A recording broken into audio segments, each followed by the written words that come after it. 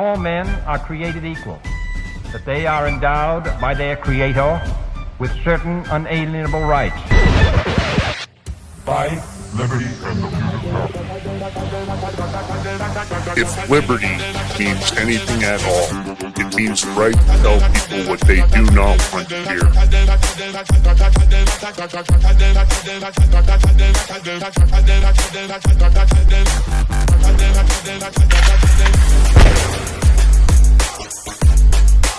Make America great again. the Big Mig.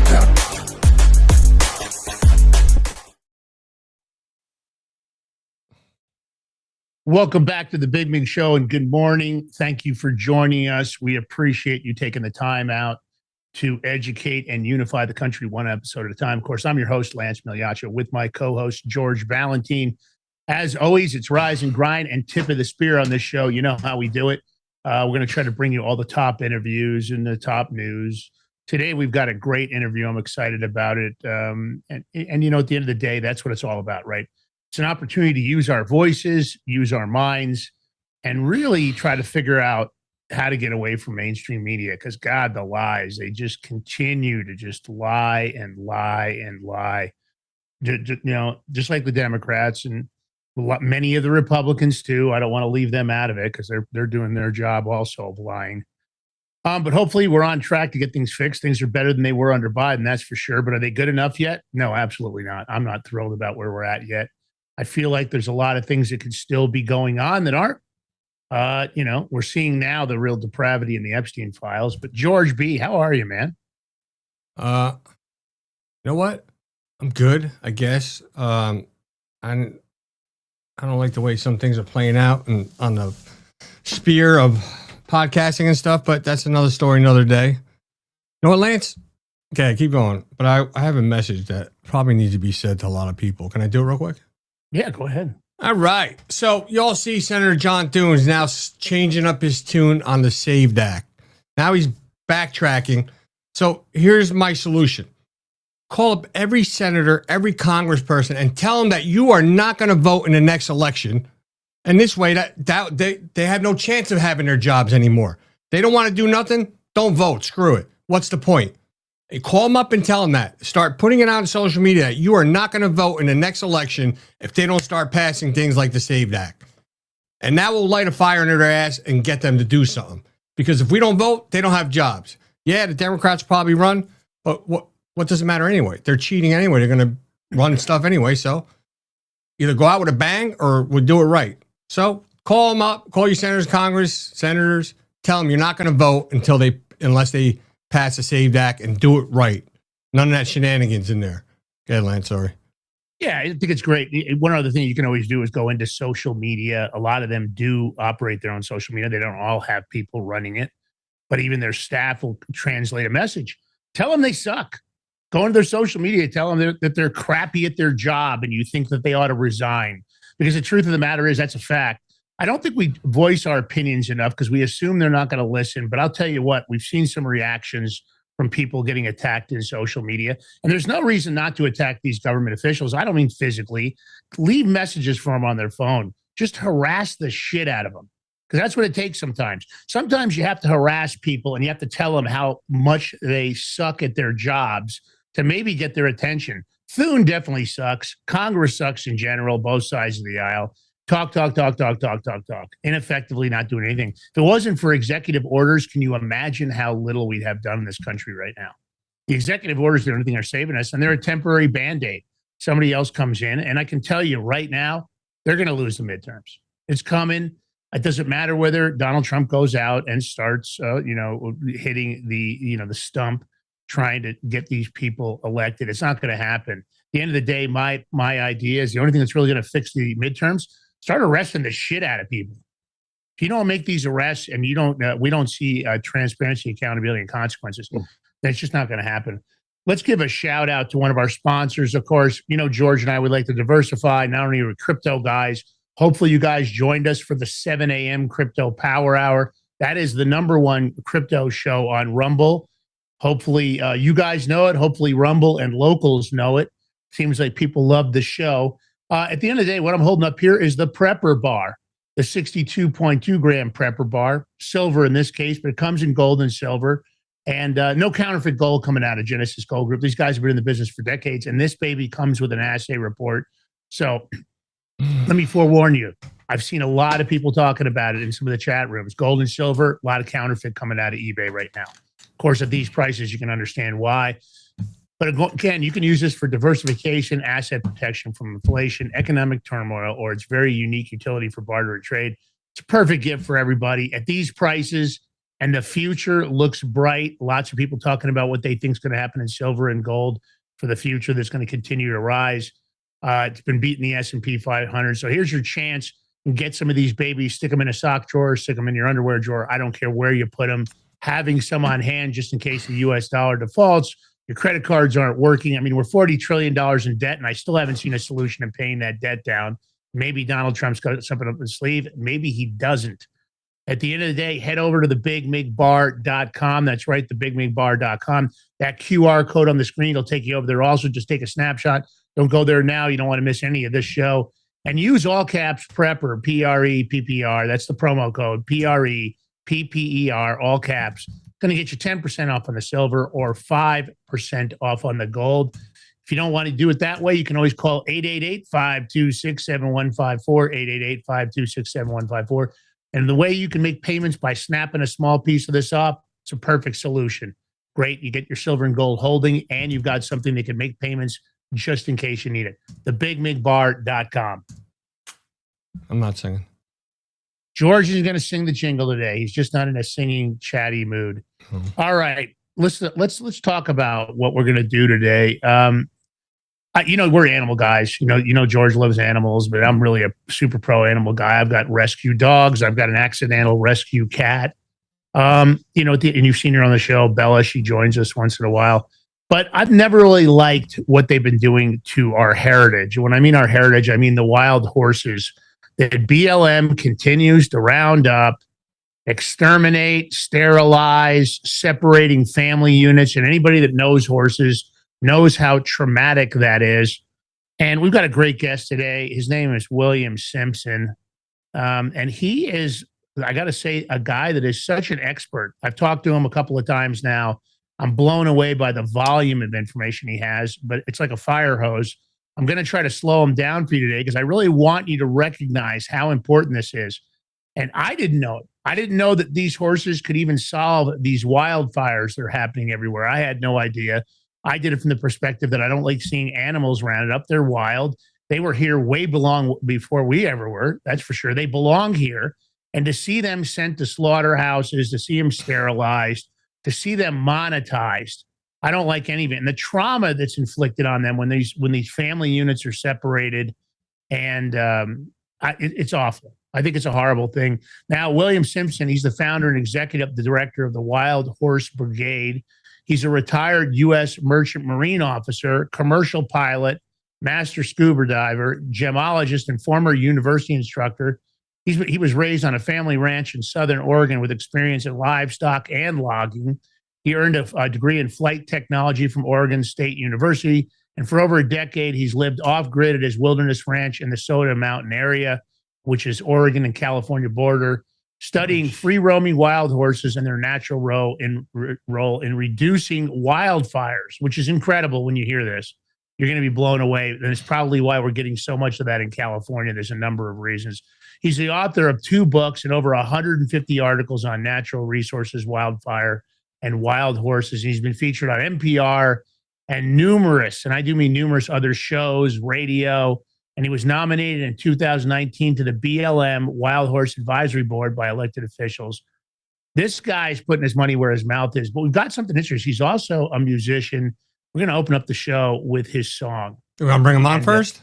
Yeah, we could do that if you want, George. It's up to you. You're the producer. What do you want to do, George? Welcome to the Big Mig Show, William Simpson. I was going to ask, who was singing that song and wrote that song? That's you? I wrote the song in a range. I can't sing because I got lung damage from being on the fire line on that big fire we're going to talk about. But so I didn't know what to do with my poetry and my lyrics. And then when the computer AI voice was available, I go, wow, I could express myself now until I find a country artist who would sing my songs, and we're in the search for a guy right now. So, yeah, I appreciate if you play it. I think it's about truth, and we got to get more truth tellers to stand up. We do. You know what? I was looking for his little logo. I was going to put it to it. All right, let me just play the song. I made this. He's got the. This is his song. I just put a quick video stuff together this morning for you guys just to make it more visually appealing. But great voice, great song.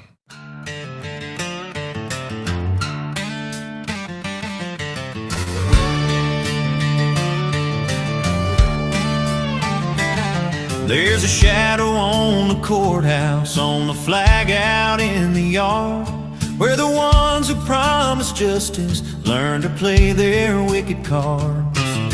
Wolves dressed up like neighbors, talking sweet and acting grand, but the truth keeps pulling curtains on the lies they tried to plan. And the Lord don't buy excuses, don't take bribes, and doesn't boast. Every secret that they're hiding, yeah, he sees it clearer than most. So raise your voice, you truth tellers, stand tall and hold the line. You're the lanterns in the midnight, you're the ones who still shine. Though the wicked swing their hammers, trying to nail you to a lie. There's a penalty for truth, but there's a blessing when you try. Oh, stand firm through the fire, while the masks fall to the side.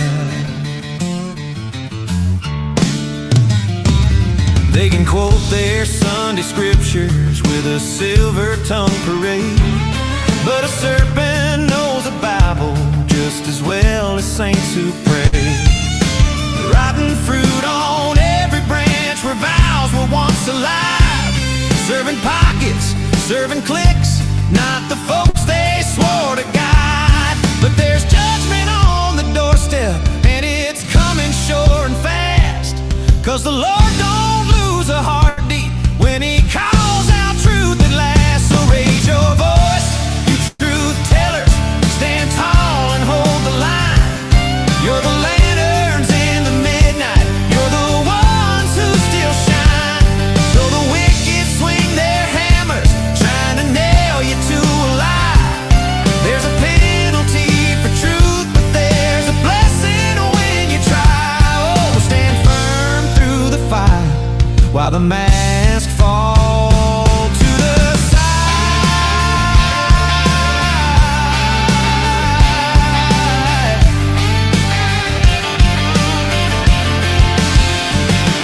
Rise up every good heart, this land's worth the fight, for the ones who guard our freedoms in the silence of the night. Let the cowards chase their paychecks, let the faithful chase what's right. Truth will ride like thunder through the darkness till the light. So stand your ground, you truth tellers, God is watching when you rise. You're the thin blue line of courage, cutting clean through all the lies. And though speaking truth is costly, heaven knows the reason why. There's a penalty for truth, but it's worth it when you try. Yeah, it's worth it when you try.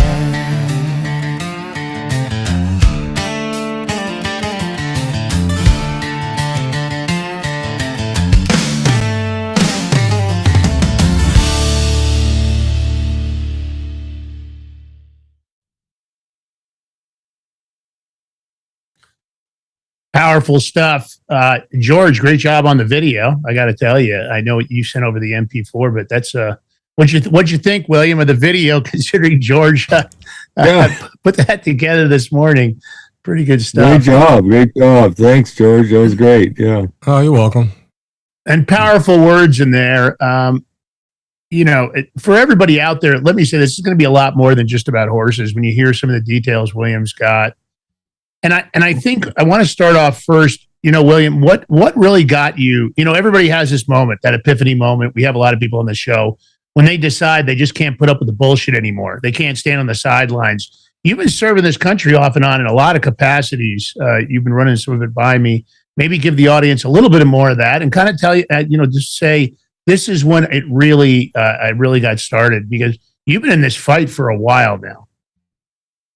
Yeah, I moved in. I grew up on a ranch. I was a logger. Went to school with my mom and dad because we were so poor. Said you got to be a doctor because that's where the money is. And I had grades, so I got into Oregon State but ended up, I was a pilot early on in my career, just out of high school. I was a private pilot, and then I got an opportunity to go fly before I graduated Oregon State, and traveled around the world, flew airplanes and helicopters in South America and Asia, and led to other opportunities business-wise.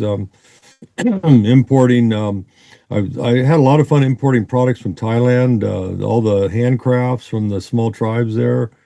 And that was fun, and did a lot of different things, made some money, got involved in the internet early on, made some money there. Ultimately, I retired right before retiring here, I built a big sailboat and took, my wife and I went sailing the Sea of Cortez for 4 years straight. And when we got back, Nat Geo contacted me. They were reading my sailing blog, and they go, "Wow, a big sailboat. That's a really cool prep. You're self-sufficient and all that." And so I did a show with them called Doomsday Preppers, and our episode was called Fortress at Sea. And that was a springboard that let me sell my boat. And once I sold the vessel, I was able to come up here in the wilderness and buy a piece of land because I like living in the wilderness, and having grown up on the other side of the fence in the Oregon side of the Oregon-California border. And so I got set up here and realized there was horses here. And I started looking at them and I go, hold it, these aren't the horses I grew up with on the ranch. They're a lot different kind of horse. And so then I started applying my science background and started observing them and discovered quite a bit of things about them over time. And did you immediately identify that they were wild horses, that somehow they weren't owned by anybody? Of course. Did you know that right away? Not right away. No, I had to dig in and inquire with a lot of different people because I thought maybe because this is open range here. And so you're allowed to graze your livestock out there. And I figured, well, maybe there's a horse ranch around here somewhere or something. And, but as I found out that they were considered feral horses, and what that means, feral has a couple of meanings. One of the meanings is you let your cat go and it feralizes. Well, in the terms of these horses, because we know their ancestry now, feral means jurisdictionally without owner. And so if a BLM designated protected wild horse walks off the herd management area, they call those HMAs, and that horse walks onto somebody else's land, depending on whose land he's standing on now, he could either be deemed unauthorized livestock or a feral horse. So there's a lot of terminology, and it's designed to confuse people. It's like the Tower of Babel in the Bible. It's the government uses techniques that are very effective at keeping the masses confused on the issues. And so there's acronyms like you need 10 pages of acronyms to understand everything the BLM talks about, including HMA, which means herd management area. Those were established by President Nixon in 1971. To protect wild horses because he realized we built America off their backs. There was no, like one of my friends on one of the shows says, there was no eagle and buggy. It's horse and buggy. And so President Nixon signed an act to protect them in 71. And since then, the BLM has done a very good job of exterminating the herds. Yeah, well, let's face it, government agencies in general, they're really good at semantics. They're really good at wordplay. They're really good at changing the words on the fly whenever they get themselves into a frying pan. They'll go ahead and change the things on the website and they'll manipulate around. Now, they can't manipulate law too much, but a lot of times they'll bury it and they'll act like it doesn't exist. For the audience, maybe what we should do, William, is just start by you explaining briefly how these roundups work. Just give the basics, and then we'll go into some of the other areas that I think we definitely need to discuss. But kind of explain why BLM alleges they do these roundups. Also, you told me something I thought was quite interesting. I had no idea. Just as far, why don't you just define first livestock in general, kind of explain the background where cows and sheep, how they came to the country to begin with, how long these horses have been here, because BLM doesn't really want people to know that. They want to act like this is livestock that got loose and then it became feral. And in fact, that's not really the truth. And then maybe add in some of the livestock issues, like the deer die-off I had no idea about in California. And then let's go into why BLM does what they do, and then we'll head into the rest of it. Okay, yeah, thank you. So all horses in the world evolved here in North America 55 million years ago. And back then, 55 million years ago, there was like 5 different lines of horses, and they're all about the size of a dog. Some of them had 3 toes. Well, the successful line of horses came out is the one we see today, Equus caballus, or E. caballus, as it's sometimes abbreviated, the modern horse that we all see. A million years ago, Beringia, which was the landmass between Alaska and Siberia, was available, and animals could cross from North America to Siberia. And so a million years ago, horses went from North America, the modern horse we all see, crossed over into Eurasia and using the land bridge. And so that's how Eurasia got their horses, which had a million years to evolve into a subspecies. So that's how you ended up with the other equines over in, for instance, in Africa, you got zebras. Up in the north, you got Konik horses, you got Pawlsky horses, you got Botai horses in Asia. And so they had a million years to adapt and change into what worked in those different environments, because you have vast differences in those environments. And horses can go through evolutionary change in a million years. Now, fast forward, horses continued in North America, and we know that they didn't go extinct during the Ice Age. And the reason we know is courtesy of a serving British knight, a military officer serving Queen Elizabeth, was sent around Cape Horn to the west coast of the United States in 1580. And Sir Francis Drake was on a military mission to determine if they could settle the Pacific Northwest. And so as he came up the coast, he got by San Francisco, and of course Drake's Bay is named after Sir Francis Drake. And then he got further north, and they ran into the Klamath River in Northern California and the Rogue River in Southern Oregon. Both of those rivers have gold, and they knew it. And so then they started thinking about the Spanish experiences with the indigenous peoples and the Aztecs and the Incans, that, hey, indigenous people have gold and gems. Maybe we should go up these rivers. And so they explored up the river here to where I am, and they actually saw the indigenous people living with horses. That got put in the log because it was an important asset back in those days.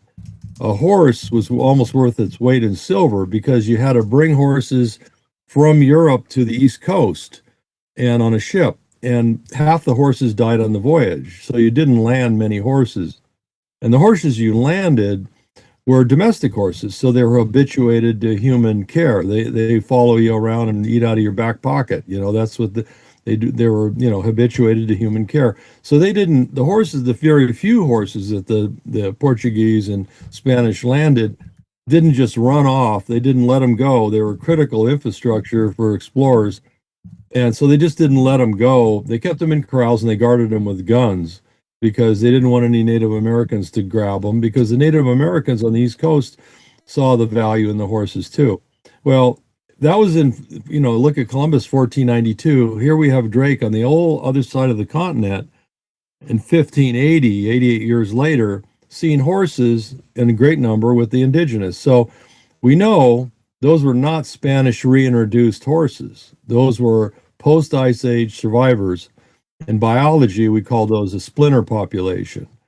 Sure, a lot of animals got dead during the Ice Age, but not all of them. And nature has these little spread out little populations for that reason, to withstand some sort of natural catastrophe like an Ice Age. And so the other thing is, we're now seeing archaeologists are finding indigenous burial sites where we're finding an indigenous person, a Native American, buried with his horse, because part of the tradition back then was you needed to be buried with your horse to get carried into heaven. And so they're dating those finds, and they're finding they dug up a horse and a human that were dated at 5,700 years before present. Well, that's roughly 8,000 years after the Ice Age ended. So how do you have a fossil that's 5,700 years old if they all went extinct 10,000 years before? It's just, so the data is lining up and it's flying in the face of the Bureau of Lies and Management. And they don't like that. They intentionally misinform the public about the status of horses. They call them invasive species. Well, they've been here 2 million years. There is no other animal, large mammal, that have been here that long. You look at elk, bison, and deer. They came across Beringia from Asia in about 200,000 years ago and infiltrated into North America. So they've been here about 220,000 years for bison. So they're an Asian immigrant. And so let me stop you there just for a second so I can make sure the audience gets it. So, everybody knows how important our heritage is, and it doesn't matter whether you're talking about the natural resources of the country or the flora and fauna. But as far as a mammal's concerned, am I getting this right, that these wild horses, this strain that you've identified that are all, in large parts of the country, we've seen them in multiple locations, are really the only true currently the only indigenous mammal? Everything else we see here, the elk, the deer, all came from Asia. Is that correct? Yeah, there were pronghorn here. They're a native. Rocky Mountain goats are native. Pronghorn are native. But yeah, deer, elk, bison are Asian immigrants. So a big deal. It's part of our heritage, which I think is always important, is to remember that. And but the BLM, let's talk about how give me the functionality. Give me a Cliff Notes. BLM decides they're going to do a roundup, and what's the process, the use of the helicopters, and the effects on the animals. Let's do that real quick so the audience understands how horrendous these operations are. George, I don't know if you know much about BLM. I know a little bit simply because of my animal stuff. It's funny. Every time I hear BLM, you know what I think of? Yeah, Black Lives Matters. Of course, we hear. I don't want to that. say it, but yeah. But so just give them the Cliff Notes, William, of exactly how this works and what they do to the animals in the process. Sure. So the BLM manages 245 million acres of American public land, and they manage it under a law called the Federal Land Management Protection Act, FLPMA, which requires even-handed stakeholder use of those lands. And so originally in 1971, President Richard M. Nixon signed the Free Roaming Wild Horse and Burro Protection Act. And on all those lands, on those 245 million acres, he assigned 53 million acres for the treasured American wild horse, the horses that we built America from, off their backs. There was no eagle and buggy, it's horse and buggy. And so he protected them on 379 HMAs. They're called herd management areas, abbreviation HMA. But since 71, the BLM has administratively rolled back the 53 million acres to 28 million acres about right now, approximately. And on now, they've done that by law or by charter? Because it wasn't what Nixon did by law. Have they just done it by manipulating the system, or have they put laws on the books that they got Congress to actually vote on to roll that back? No, it was done without Congress. It was administrative and backdoor meetings. And the way they do it is they round up horses and they clear off a whole HMA that Nixon set up. And then they go, oh, there's no horses here. We're going to close this down for horses. We're just going to use it for livestock, mining, and oil and gas. And that's fine. But the way they're doing it is they're killing the horses to zero out the HMAs. So they do this first, and then they declare that the HMA is invalid because no horses no longer exist. So first they go in and wipe them out. They move them around. They sterilize them, send many of them to slaughterhouses, auction off, send them over to their buddies. You told me about that operation. We'll talk about that. So basically, that's a lie to the American public. And if you really want to get down to the statutes, it's a violation of federal statutory law, which everybody in the audience, if you do it, is considered a crime. So how is it possible that BLM is committing this crime and nobody is saying a word about it? Because, of course, by cleaning the horses out first, they're in direct violation of U.S. law. Yeah, when you read the preamble to the federal law that protects horses, it says in the preamble, they shall not be rounded up, harassed, branded, or killed And the BLM is documented on news media doing all of those things all of the time. And so, what's the penalty for that? What's the penalty that goes along with that, William? Is it 3 years, 5 years, not only fines, but getting fired from your job? Yeah, if you or I did it, I think it's 5 years in federal prison and a $250,000 fine for every occurrence. My question is for the administration, the Department of Justice, and anybody else that's watching our show, why aren't these people at BLM, these individual agents and BLM itself, why aren't they being criminally charged? They violated U.S. statute. I mean, I already know the answer. This is a redundant question because it happens constantly that government officials violate laws that are on the books. Nixon decided to put these laws on the books. Congress supported him. So my question to the people that I know tune into this show, why? This is my biggest issue with the administration, this administration and many others, that the law only applies when it's William Simpson, George Valentino, Lance Migliaccio. The law doesn't apply when they have a badge or they have an appointment or they're installed like a dirty toilet in their position of power. And that's my argument. The people at BLM that are responsible for doing this, they should be arrested. They should be charged and they should face the consequences of their actions, lose their retirement, lose their pensions. You know, because again, what happens when there's no oversight, and that's what I'm seeing here. By the way, who's supposed to oversee BLM? What department is supposed to supervise them? Is that the OIG? They're under the Department of Interior, and that would be Doug Burgum now is in charge of the Department of Interior. Yeah, so my question, and for the audience, if you don't like this, you can always call Doug Burgum's office in D.C. and ask him why these people aren't being criminal charged, because they've already seen it. It's on, there's plenty of clips, there's plenty of videos that prove the crime occurred. Why aren't you, Doug Burgum, enforcing the laws on the books? I mean, I know the answer, probably because you're a coward and you're going to put up with this bullshit because you're weak and you're stupid. But, maybe that's my claim on the show. Maybe someone in the chat said Bill Graffi is the acting director. There is no head of BLM right now. They're saying Trump needs to be made aware of this. Is that right, William? Yeah, they're kind of transitioning. Actually, I was voted on Robert Kennedy's MAHA, People's Choice, for filling these jobs that Trump was going to create. I was number 7 for all the jobs and natural resources in the United States because I'd already been nominated to be on the National Committee for BLM Wild Horses and Burros.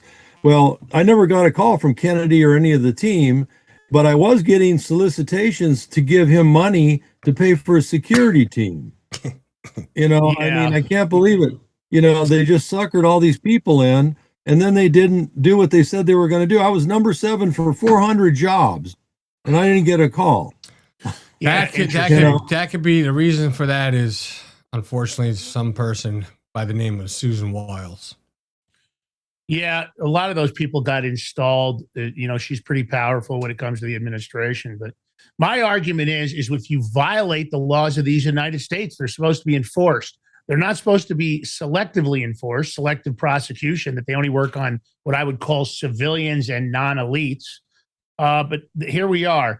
Let's talk about what specific evidence you have after you explained it. So they do these roundups.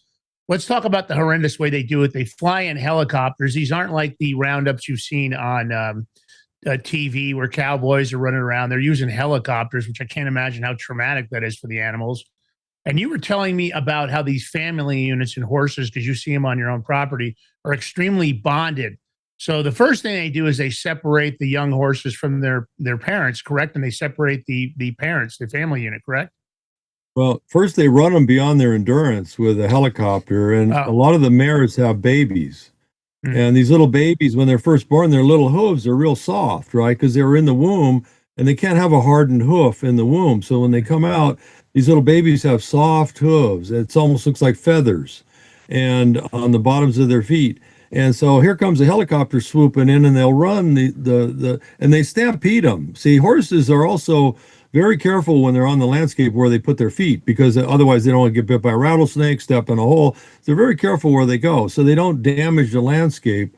But when you stampede them with a helicopter, they run helter-skelter across the landscape. They step on bird nests, they step on reptiles, because they're running for their lives in this helicopter. There's videos by NBC of BLM contractors hitting animals with the skids of the choppers and knocking them ass over tea kettle.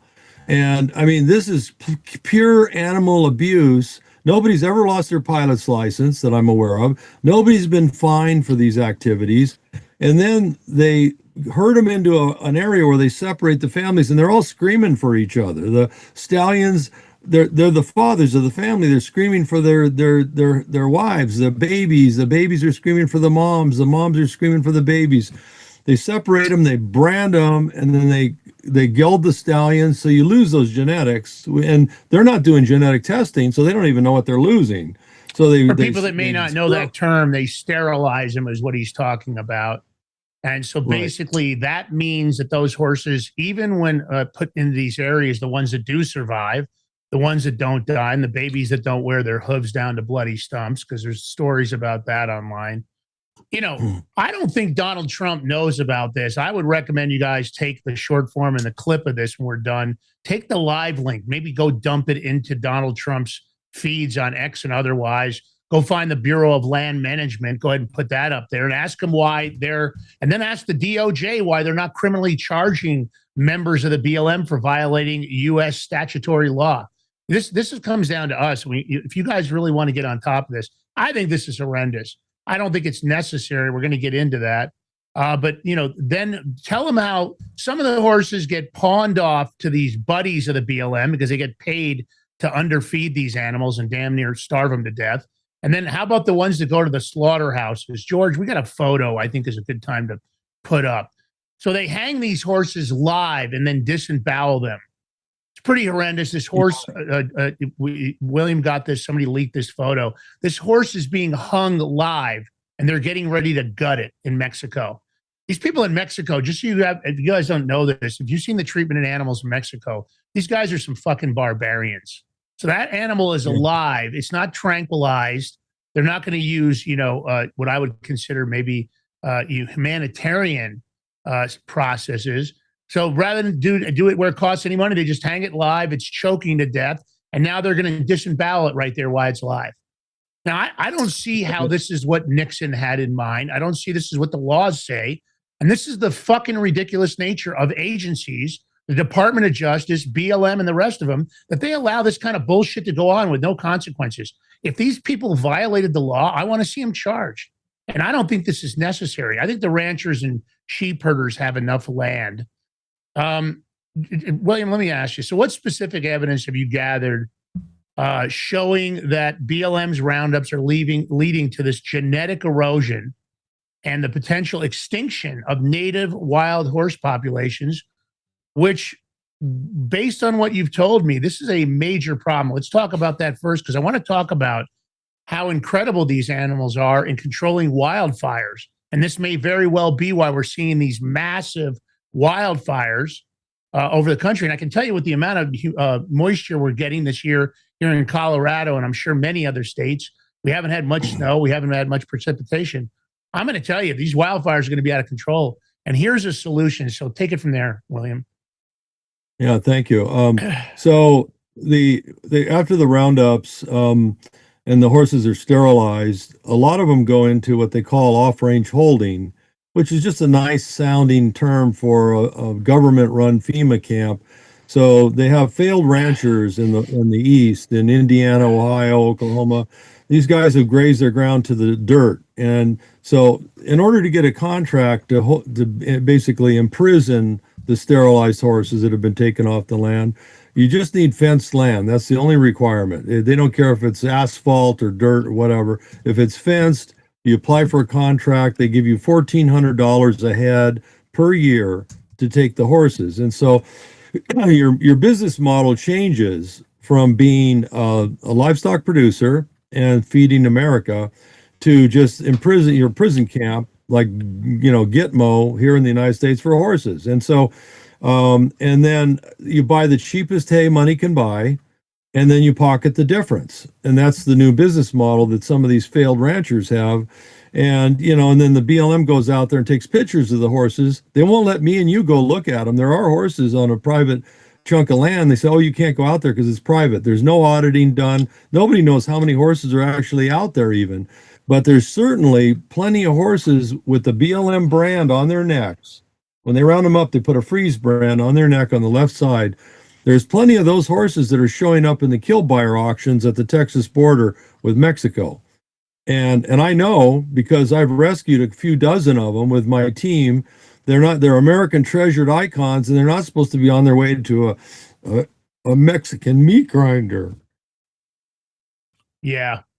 And it's horrendous and it's sad and it doesn't first of all, you're breaking the law. Second of all, this is an important really heritage item, an asset of the United States. They're part of our history, and to think that our own government is allowing this to go on and nobody's facing any consequences. And it's been on mainstream media. It's just that the government doesn't care enough because, of course, there isn't a lot of money to be made on wild horses. Everything comes down to the money, like hunting. Right. Hunting is such a big vertical. And of course, that's the opportunity. Now, there's lots of pieces here, and I want to make sure I'm tracking decently.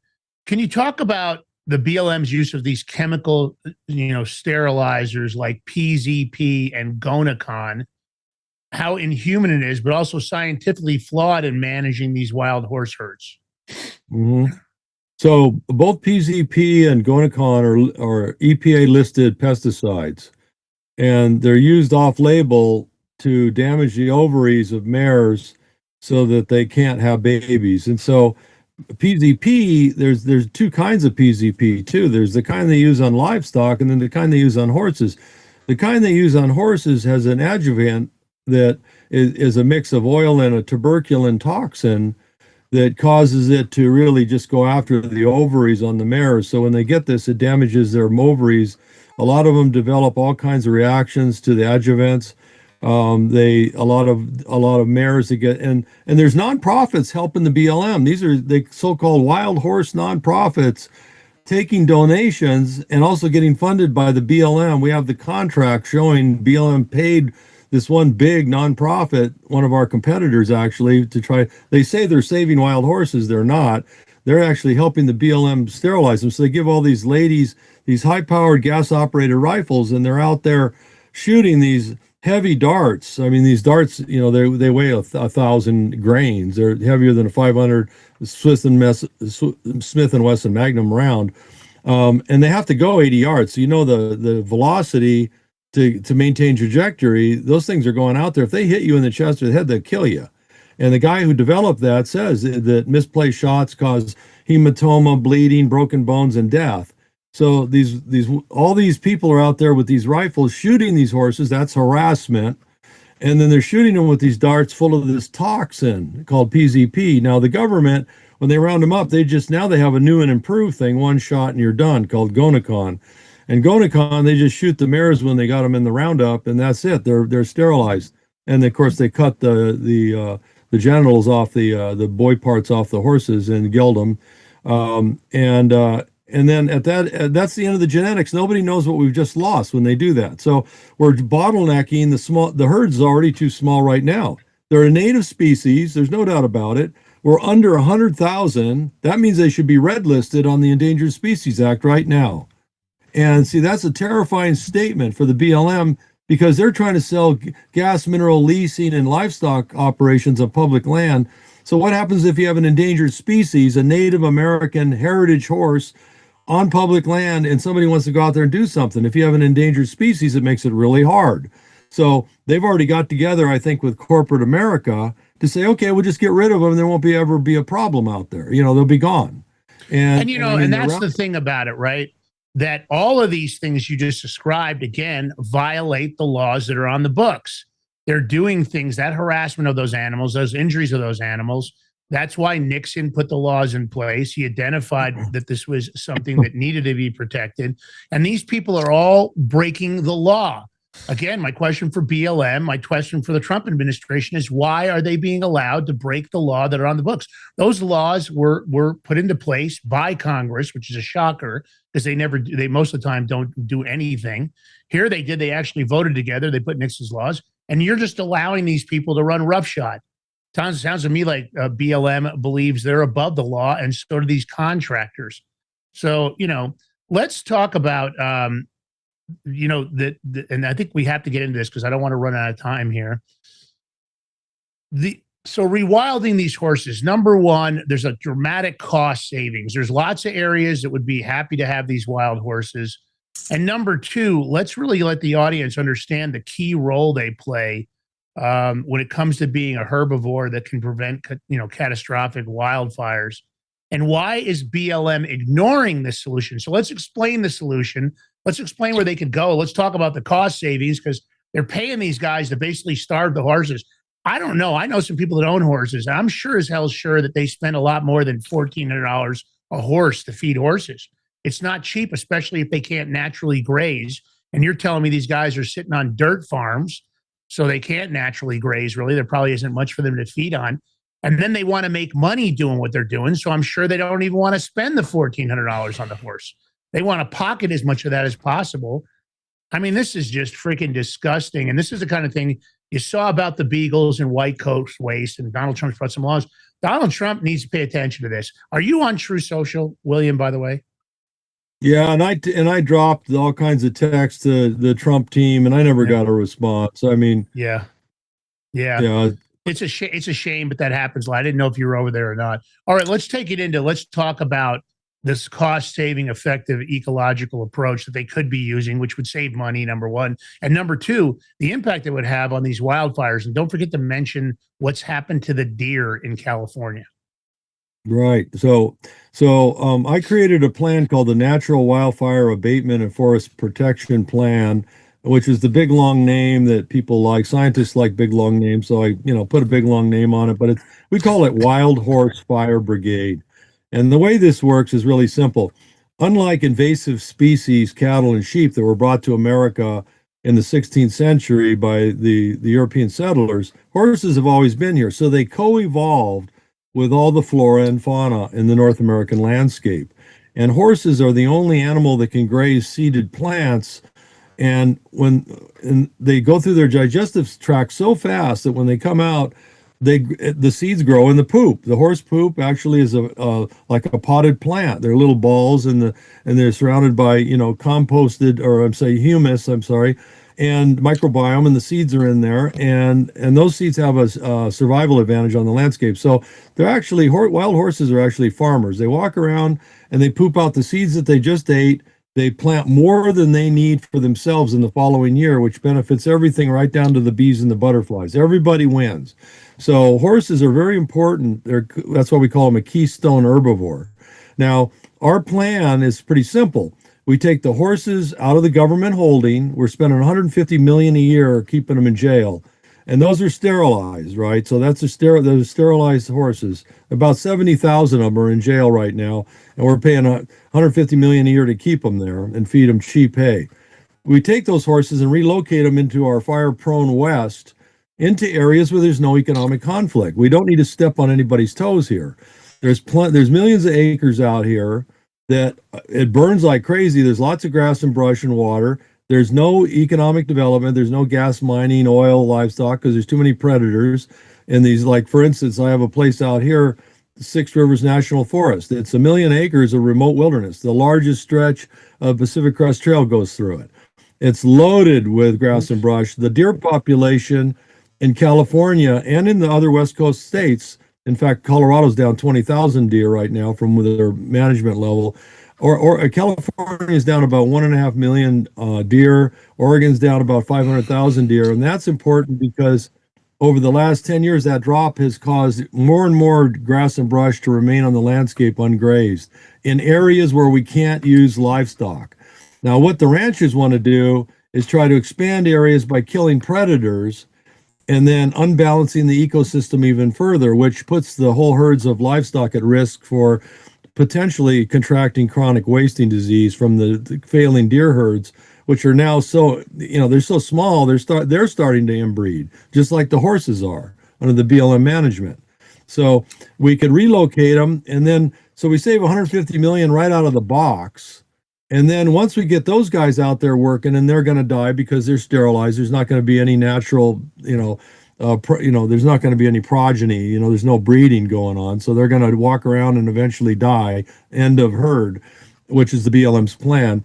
But we do have about 50,000 genetically intact horses left on the open range.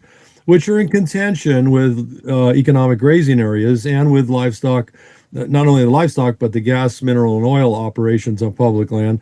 And so our plan says, look, let's round them up as families. We'll cowboy them in as a family. We won't torture them. We're not going to brand them. We're not going to sterilize them. And we're going to move those breeding horses into the deep wilderness where they're balanced with their predators. So the population is controlled. The only reason horses... Can you share with the audience what you told me last night about the predators and this wasting disease? You guys have seen the pictures online.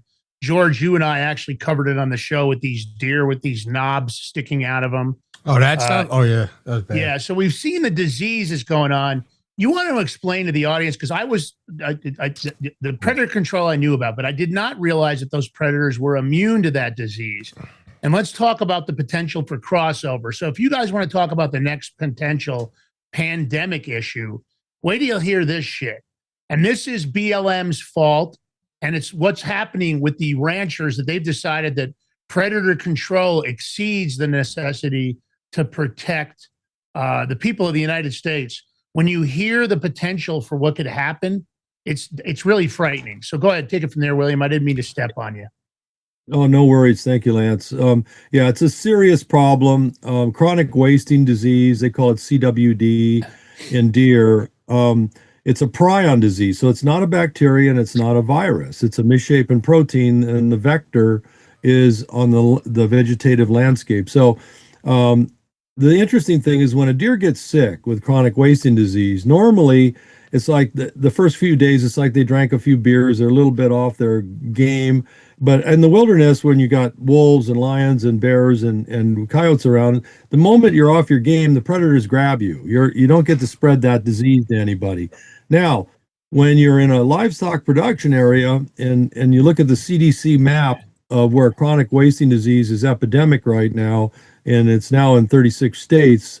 When I first started studying it, it was only in 26 states. It's growing fast. It just came into California recently and in Washington, state of Washington. And so what happens is when you get rid of the predators, which are immune to the disease, according to Dr. Mark Zabel, wolves, coyotes, lions, bears, and horses are resistant to chronic wasting disease. They don't contract it and they don't spread it.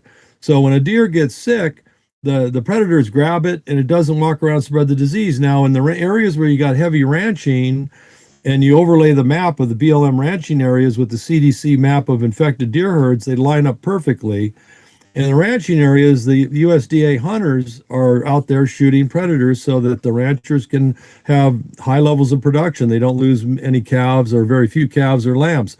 But in the price for that, reducing the predators, you've just killed all the garbage men. So there's nobody out there getting these sick deer before they spread it. And the thing about prion disease is it can jump species fairly easily compared to a virus or a bacteria.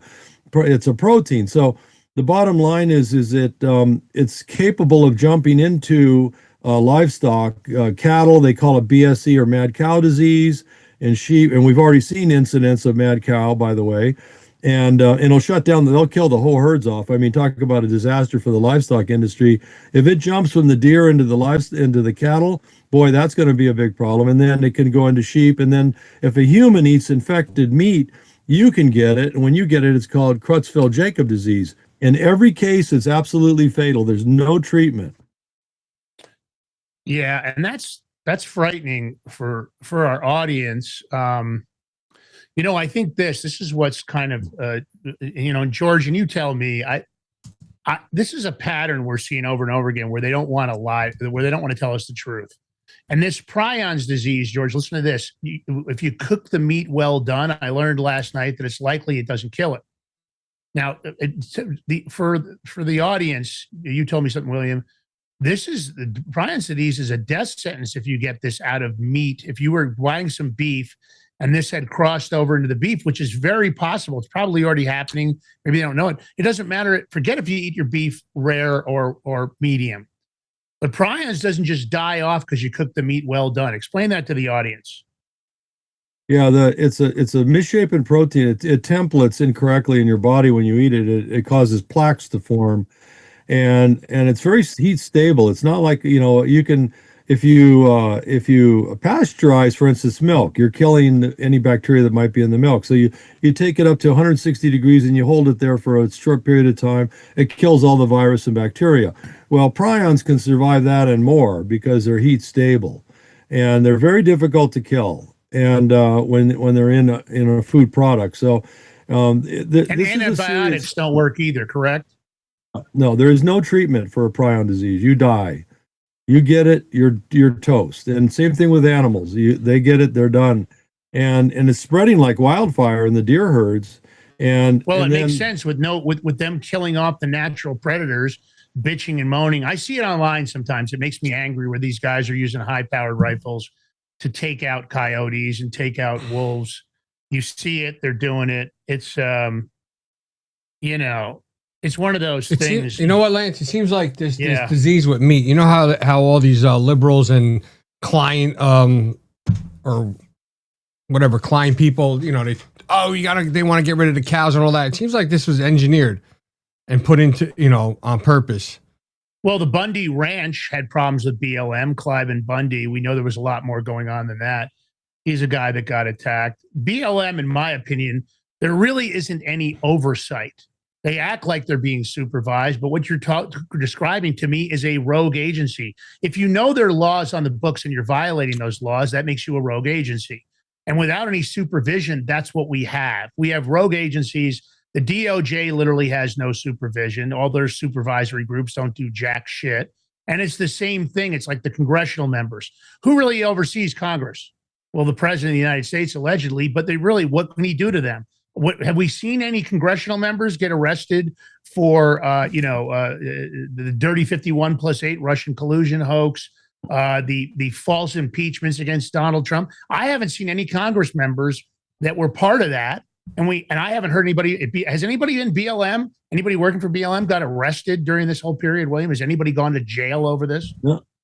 No, I mean, there's videos, NBC videos of a contractor, this poor little mule. They ran him until he was exhausted. He couldn't stand up. They ran him like 20 miles with a helicopter. Poor little guy couldn't stand up. So this one big old rancher is kicking him in the butt. He's trying to lift him up by his ears. And then he goes around to the back and tries to lift him by his tail. And you can imagine how much that hurts. And this poor little mule is just paralyzed. He's totally exhausted. A lot of these animals die, right, of cardiopulmonary failure. And let me say something. That kind of animal abuse isn't acceptable, especially, you run an animal like that. What you gave me the effective range of a horse, its running range. What was that number? Because I was shocked. I didn't realize it was as low as it was. Yeah, a horse, most of their predators, like a lion and a bear, can run about 45 miles an hour for about 100 yards, and then they start petering out.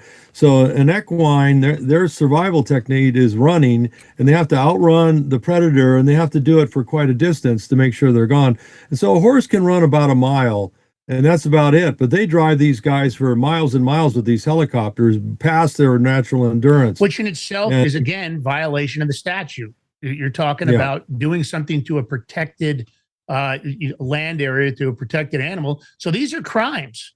Really anybody should take this live link, share it far and wide and go there. I know we're going to run out of time here, but I want to give you this, give this to the audience. If BLM continues its current trajectory, its current mass violation of United States statutes, including everything that Nixon put on the ground to protect these animals, what do you predict is going to happen to America's remaining native wild horse populations? And as a consequence of that, what's going to happen to the wildfires here in the United States? I would think the insurance industry should be backing you nonstop, because talk about an opportunity. If they would get behind this movement, they could probably save billions of dollars. Maybe that's a conclusion on my part. If it's accurate, I want you to tell the audience it's accurate. If it's not accurate, call me out for it. But the insurance industry is always trying to figure out a new angle. Nobody can afford the fire insurance. You go to buy a home, people are already struggling with these interest rates because we've got the Federal Reserve manipulating us, an agency that I wish would be crushed, another rogue agency, even though it's not really a government agency, it's a private institution. What would the cost savings be if we'd actually do what we're supposed to be doing? And that would be to support these animals. And what's going to happen if we don't, William? Well, our plan, Wild Horse Fire Brigade, the plan relocates these horses. And so again, we save 150 million out of the box by relocating the sterilized horses, 70,000 into on vacant wild lands where there's wildfires. Secondarily, when we round up the other horses that are in conflict areas, we save their lives. There'll be breeding herds. We put them into a natural environment. They'll balance the system there, and we don't have to worry about any overpopulation. The predators control them, and they need natural selection to maintain genetic vigor.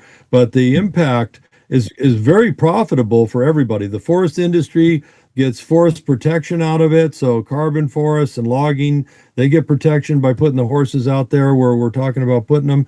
The livestock industry benefits because we remove the horses from areas of conflict, no more lawsuits. Actually, my plan creates 350,000 more AUMs, which is a grazing unit, 1 cow, 1 calf per month. And by the way, that's a steal of the century. The grazing deals with the BLM is a steal of the century for ranchers. So the plan creates more grazing. In fact, I even have letters from the largest counties that have horses in Nevada. 2/3 of all American wild horses are in Nevada. And I have in Elko, especially Elko County, I have letters from those counties.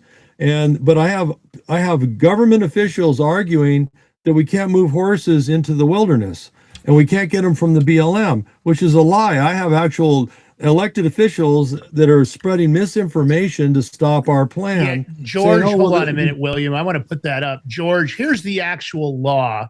It's in one of the links. I had it in there. Let's see here. I don't know. Humane transfer. Oh, yeah, there it is. Transfer of excess wild horses. It's got the BLM logo in Notion. This is the actual law that's on the books. So BLM, once again, is lying like a bunch of motherfuckers, like they are. Here it is right here. So it's on the books. So go ahead, William. I didn't mean to step on you, but I wanted the audience to be aware that when BLM says there's no way to legally transfer the animals, they're full of shit. They're lying, which is a violation of U.S. statute. It's a misrepresentation by a government official, which misrepresentation of the law by a government official is an actual federal crime again. Go ahead. Yeah, I was on CBS and actually Denver and CBS Investigative News with Katie Weiss, and the BLM said there's no way they could transfer animals for Bill's program. Well, right on their own website, they have the legal way to do it. Any county or state or government authority can request horses and get them. And then when you get them, their designation changes under this act to work animal. And then you could align them into a forest management program, which is legal work, with a memorandum of understanding with the Forest Service, because the Forest Service, under the exclusion clause, can do anything they want to do if a forest is in danger of being burned. So the Forest Service, through this act and the county or state cooperation, we can put horses into these forests and protect these forests, the watershed, the salmon streams, everything, all of this. And then we would save $5 billion a year minimum, because the supercomputer took the UCLA study on the death toll from wildfire smoke that damaged my lungs, killed my wife. The wildfire smoke is killing, on the West Coast, 36,000 people a year prematurely, and it costs $218 billion a year. So $218 billion a year, if we make a 5% dent in that $218 billion a year, that's a lot of money that we save taxpayers, and it's a lot of lives we'll save. Yeah, I mean, listen, you lost your own wife to smoke inhalation and the dangers of these superheated fires. Colorado right now, we're having a dry run. We've had less snow this year than ever. I don't have any idea what the impact's going to be on it this summer, but the potential for wildfires and all this, potential damage that could be solved with these horses getting moved around. William, last thing, just tell them where they can find you on social media, how they can support you quickly. Wild Horse Fire Brigade. If you just Google Wild Horse Fire Brigade, we come right up to the top. Or you can go and see our documentaries at horseofnature.com. That's with an H like house, horseofnature.com. And we're an all-volunteer, donation-funded organization. I don't get paid a penny. We do this to help save our fellow Americans. Yeah, listen, thank you so very much. And where do they find you on social media? We have Wild Horse Fire Brigade at X, Wild Horse Fire Brigade at Facebook, Wild Horse Fire Brigade at Instagram, and we have a YouTube channel. If they go to wildhorsefirebrigade.org, all of our social media links are at the bottom of every page. Yeah, and do me a favor for the audience, take the content, take the show link, start inundating BLM and the congressional members in your area and Donald Trump's feed and JD Vance and everybody you can think of. Repost the link. You can take the Rumble link, share it far and wide. Yeah, it helps promote the show, but if we don't get some eyeballs on this, you know it's going to happen. It's going to be end of story, and we're going to continue to have more and more damage. And just think about these prions and think about maybe when you're buying your beef next time, isn't that going to be great if you're going to have to worry about that? Maybe that's part of their plan. They want us to eat bugs. They don't want us to eat beef and, otherwise. Maybe this is all part of the game plan for eugenics. Listen, if you like the show, thumbs up, comment, share, subscribe, do the $5 subscription, support the show. Great interview tomorrow. We've got a longevity expert joining us.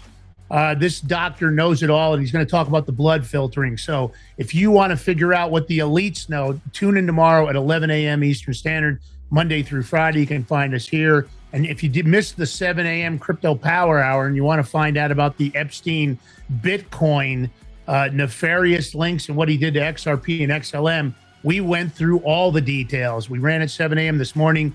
Great show, great information. George, my brother, last words on the way out of the gate, buddy. Have a blessed day. It's Wednesday. It's Wednesday, right? Yeah. It's middle of the week, hump week. Have a blessed day. Thank you, William Simpson, for your knowledge. Gentlemen. Make horses great again. Make the wild horses great again, I shall say. Have a blessed day. Yeah. I might have to let it go. Said got it hella big, had the money again, like said had the money. Are you ready to stand up for your community and support your local sheriff? Join the Constitutional Sheriffs and Peace Officers Association and become a vital member of the Sheriff's Citizens Posse. At CSPOA.org, we empower citizens like you through weekly webinars, arming you with the knowledge to back your constitutional county sheriff.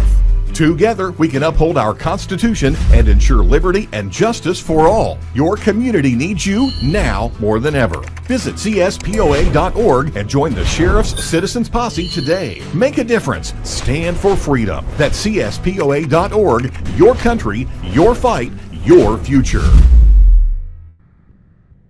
What if you could predict your financial future? And what if you could trade on it? Introducing Block Trust IRA. The future in your hands. An astonishing 88,000 millionaires were created last year from the Bitcoin boom, and you could be next. Block Trust IRA is the only crypto management firm powered by AI-driven strategies, ranked #1 in the world by Bitcoin Magazine. The Block Trust IRA platform is built for everyone, from first-time buyers to seasoned investors. Predictive AI technology that was once only reserved for insiders and elites is now available to you. It's time to leave the old buy and hold strategies behind. Your assets are protected with military-grade security, offline cold storage, and $200 million in insurance. Visit BlockTrustIRA.com to book your free consultation and ask how to claim up to $2,500 in deposit bonuses today. Bitcoin changed the game. AI changes the strategy. Hi folks, I'm here today to introduce you to the Prepper Bar from PrepperBar.com, the most unique precious metals product we have seen in a long time. These 62-gram bars are perforated and easily broken down into your choice of 3 different sizes to fit a multitude of needs. Whether it be from asset protection from inflation, economic turmoil, or its unique utility for barter and trade, the Prepper Bar makes a perfect gift for all the precious metal lovers out there. Exclusively made here in the USA and selling out fast. Available in both gold and silver, these slim Prepper Bars fit neatly in your wallet, and their utility enables use in any situation. Forged through rigorous training and honed by the finest instructors on Earth, these canine units serve beside our nation's warriors as they fight to preserve what we cherish. When these warriors complete their duty, the Warrior Dog Foundation provides them with a home deserving of the service they've given us all.